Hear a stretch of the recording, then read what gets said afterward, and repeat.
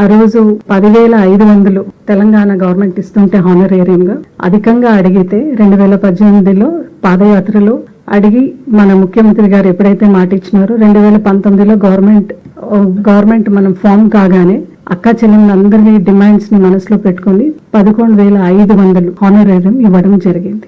ఈ రోజు కూడా మనం చూసుకుంటే ఈ ఒక భారతదేశంలో మనం చూసుకుంటే మనము 6th గా ఉన్నాం. సిక్స్త్ హైయెస్ట్ మనం ఈ రోజు అంగన్వాడీ వర్కర్స్ అందరికీ కూడా 6th లో ఉన్నాము వాళ్ళ హానరేరియం ఇవ్వ దాంట్లో. అదే విధంగా అంగన్వాడీ హెల్పర్స్ కు కూడా 4th పొజిషన్ లో ఉన్నాం.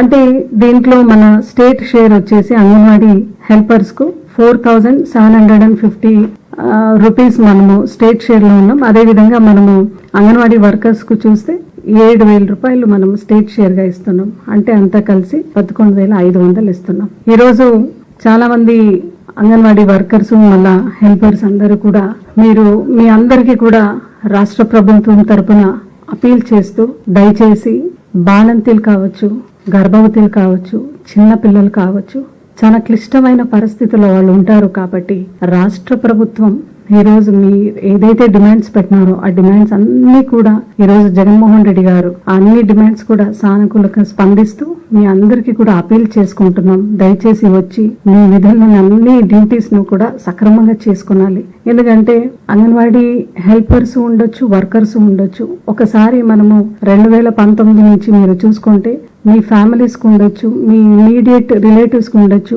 చాలా సంక్షేమ పథకాలు కూడా అందినాయి. చాలా సంక్షేమ పథకాలు కూడా ఇచ్చినాం వర్కర్స్ కానీ హెల్పర్స్ కానీ. ఈ ఒక ప్రభుత్వం ఎప్పుడు కూడా వీకర్ సెక్షన్స్ కానీ అదే విధంగా మహిళలకు ఎక్కువగా కట్టుబడి ఉంటూ చాలా సానుభూతిగా కూడా స్పందిస్తున్నారు. అదే విధంగా ఎప్పుడు కూడా లేని విధంగా 6 శారీస్ కూడా ఇస్తూ 16 కోట్లు ఖర్చు పెడుతూ 6 శారీస్ ఇచ్చినాం. అదే విధంగా అంగన్వాడీ వర్కర్స్ కు హెల్పర్స్ కు ఇచ్చినాం. అదే విధంగా వీళ్ళకి డ్యూటీస్ కూడా చాలా ఈజీగా ఉండాలి అని 85 కోట్లు కూడా ఖర్చు పెట్టి మొబైల్ ఫోన్స్ కూడా ఇచ్చినాం. ఆ 4 GB కానీ 2 GB డేటా ఏదైతే ఆయా లొకేషన్స్ లో మనం ఇస్తున్నామో దానికి కూడా ఆ 12 కోట్లు కూడా రాష్ట్ర ప్రభుత్వమే ఫుల్ఫిల్ చేసుకుంటూ ఈ రోజు అంగన్వాడీ మహిళలందరినీ కూడా నడిపిస్తున్నాం. అదే విధంగా మనం చూస్తున్నాం మొన్న కూడా నీతి ఆయోగ్ కూడా ది బెస్ట్ గా అంగన్వాడీ ఒక స్కీమ్స్ ఏదైతే మనం ప్రవేశపెట్టినామో అదే విధంగా బాలింతలకు అదే విధంగా పాలిచ్చే తల్లులకు గర్భవతులు అందరికీ కూడా మంచిది చేయాలని టేక్ హోమ్ రేషన్ కూడా మనం ఇంట్రడ్యూస్ చేసినాం. న్యూట్రిషన్ వాల్యూస్ అన్ని కూడా మనసులో పెట్టుకొని ట్రైబల్ ఏరియాస్ కు ఇంకా ఎక్కువగా ఇస్తూ అదే విధంగా ప్లెయిన్ ఏరియాస్ కూడా ఏదైతే మహిళలు ఉంటారో వాళ్ళందరికీ కూడా మంచిది జరగాల టు బీట్ వీక్నెస్. ఇవన్నీ కూడా మనం రాష్ట్ర ప్రభుత్వం మనసులో పెట్టుకుని ఈ రోజు టేక్ హోమ్ రేషన్ మహిళలు క్లిష్టమైన పరిస్థితుల్లో ఎప్పుడు కూడా వచ్చి కలెక్ట్ చేసుకుని ఉండదు. వాళ్ళు డైలీ వచ్చి ఒక అభిప్రాయం తీసుకున్నప్పుడు రాష్ట్ర వ్యాప్తంగా మహిళలందరూ కూడా ఇంటికి ఇస్తేనే బాగుంటుంది అంటే